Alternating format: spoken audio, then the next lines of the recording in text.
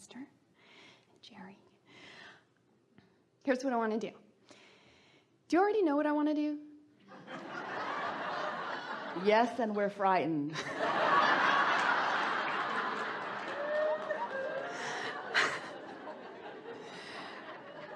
Oh, I can't believe I'm here. Okay.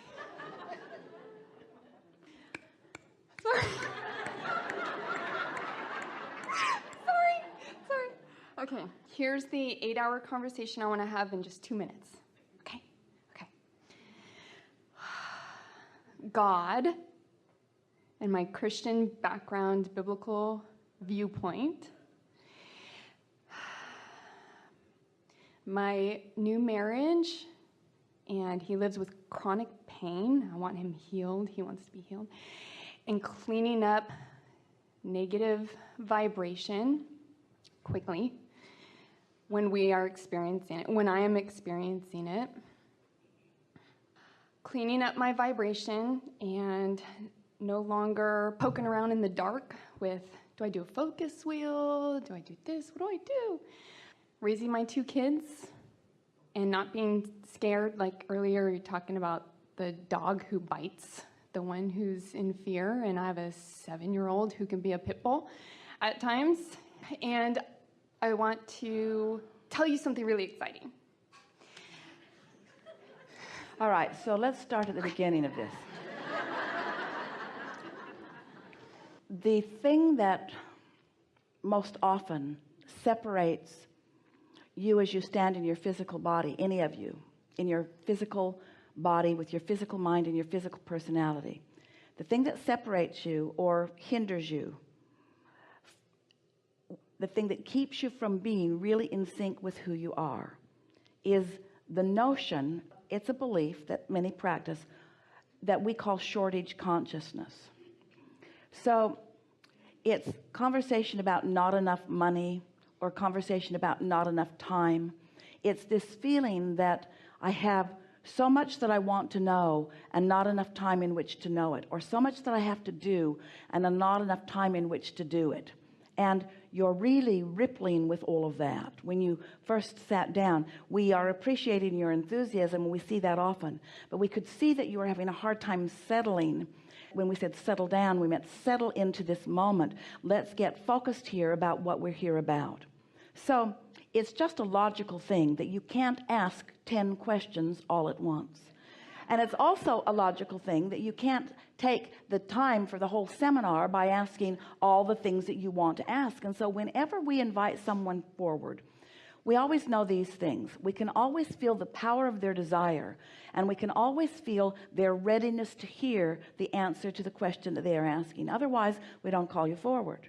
We also are understanding where what you want to know fits in with what others are wanting to know. And so we are choosing those conversations that will have the most meaning, the most meaningful impact on the most who will be listening to it in this room.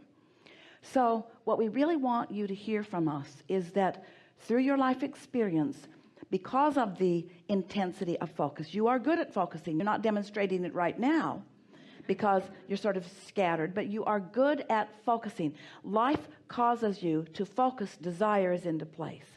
And you have a vortex that is ripe with so many things that you care about, like your children growing up and living happily ever after, and like relationships, and like understanding how all of this fits together. In other words, those questions are very strong, very vivid in your vortex.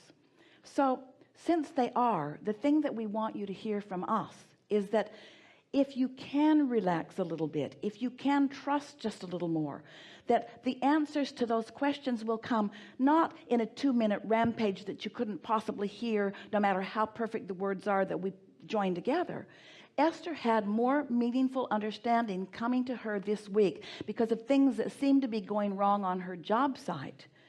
Very meaningful understanding of how the universe works and how law of attraction works, just by noticing how she felt under these conditions and then how she felt by just focusing a little differently.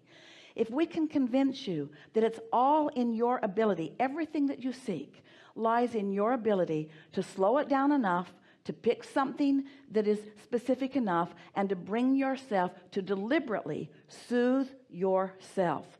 Soothe yourself into alignment. That really is what you're looking for.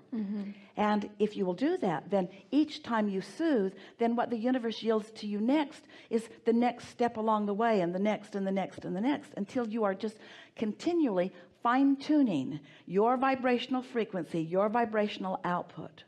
What comes back to you is always a absolute match to what you're broadcasting. And so when you're broadcasting in a sort of scattered way, what's coming back to you is coming back in a sort of scattered way. So just slow it down, pick one thing at a time, make lists of positive aspects. We delivered through Esther 22 processes that are in the Ask and It Is Given book, with some specific instructions to let you know that depending upon what emotion you are predominantly feeling, this process may be better for you than this one, and this one for this one, or this one for this one. In other words, each process will help you along the way depending upon what the usual emotion is that you're having. So from your point of view, what do you think is your most common? Don't tell us the one you think we want to hear. Don't tell us the one that you want to achieve. What is your most common emotion? What do you find yourself saying to yourself most often? I feel Good. Happy. all right. So from what you witnessed, we're asking you how many chairs you see in this room. From what you witnessed, what is the emotion that you perceive happening here? Yeah, all that too. Well, so what we're getting at is that you told us what you thought we wanted to hear, and you told us what you really want to feel, and that's really an important thing. But you've got to figure out some way in a moment that you feel worry, not in a moment where you're trying to bring it all together all at once. That makes you crazy. What you demonstrated just now, I've got all these things I want to talk about, and I want to take 8 hours of conversation, and I want to whittle them all down into 2 minutes. That's not ever going to happen. Life's coming to you one emotional experience at a time. And when you're having an emotional moment, what you want to do is find some way to turn the condition into an uncondition, which means feel it as an emotion, and find some way of shifting the emotion from something that doesn't feel so good into something that feels better. So pick one subject from all of those that you sort of scattered at us a little bit ago. Pick one subject, and let's do exactly that right now.